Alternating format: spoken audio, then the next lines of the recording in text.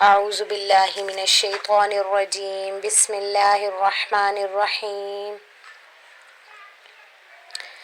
گناہ کبیرہ کون کون سے ہیں؟ گناہ صغیرہ اور کبیرہ کی وضاحت اور مثالیں بیان کر رہی ہوں آپ کے سامنے۔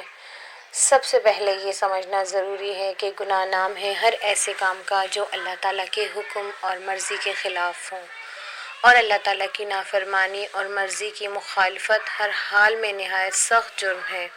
لہٰذا جس گناہ کو صغیرہ کہا جاتا ہے، اس کا مطلب یہ نہیں کہ ایسے گناہوں کے ارتکاب میں غفلت یا سستی برتی جائے اور ان کو معمولی سمجھ کر نظر انداز کیا جائے، بلکہ اگر صغیرہ گناہ کو لاپرواہی کے ساتھ کیا جائے یا اس پر مداومت اختیار کی جائے تو وہ بھی کبیرہ بن جاتا ہے۔ گناہ صغیرہ اور کبیرہ کی تعریف۔ صغائر وہ چھوٹی چھوٹی لغزشیں ہیں جنہیں اللہ تعالیٰ از خود بغیر توبہ کے معاف فرما دیتے ہیں، بشرط یہ کہ انسان بڑے گناہوں سے بچتا رہے اور اعمال صالحہ انجام دیتا رہے، جبکہ کبائر وہ بڑے گناہ ہیں جو بغیر توبہ کے معاف نہیں ہوتے۔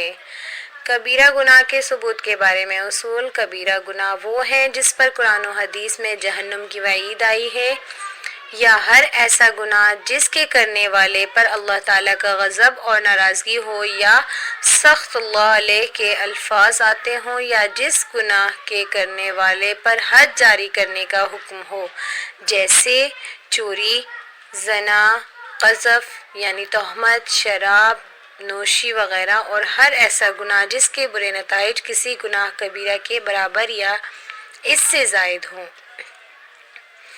اسی طرح ہر وہ صغیرہ گناہ جس کو بے باکی کے ساتھ کیا جائے یا جس پر ہمیشگی اختیار کی جائے۔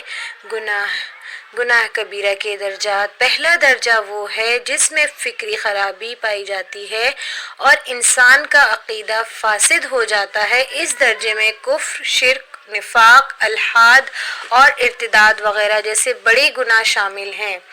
دوسرا درجہ ظلم و تعدی سے تعلق رکھتا ہے، مثلا کسی کی جان و مال کو ضائع یا اس پر قبضہ کرنا۔ تیسرا درجے کا تعلق بندے اور خدا دونوں سے ہے، جس کا مرتکب بیک وقت اس بندے کا بھی مجرم ہوتا ہے جس کے ساتھ اس نے زیادتی کی ہے، اور اللہ تعالیٰ کا بھی کہ اس کی صریح حکم کی نافرمانی کی ہے، مثلا قتل، نفس، زنا، چوری وغیرہ۔ کبیرہ گناہ کی تعداد۔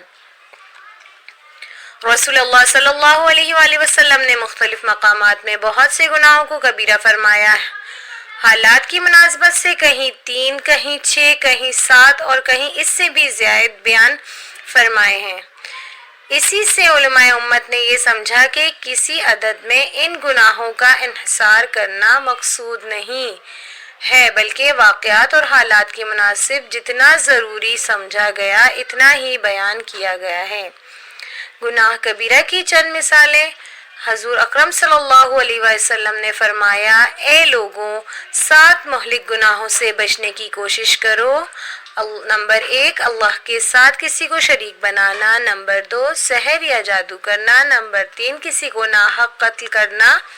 نمبر 4، سود کھانا۔ نمبر 5، یتیم کا مال کھانا۔ نمبر 6، لڑائی کے دن دشمن سے بھاگ جانا۔ اور نمبر 7، پاک دامن عورتوں پر تہمت لگانا۔ اللہ تعالیٰ ہمیں ایسے گناہوں سے بچا کر رکھے۔ اللہ تعالیٰ ہمیں توفیق دے کہ ہم ایسے گناہوں سے بچیں اور اللہ کے حکم کے مطابق اپنی زندگی گزاریں۔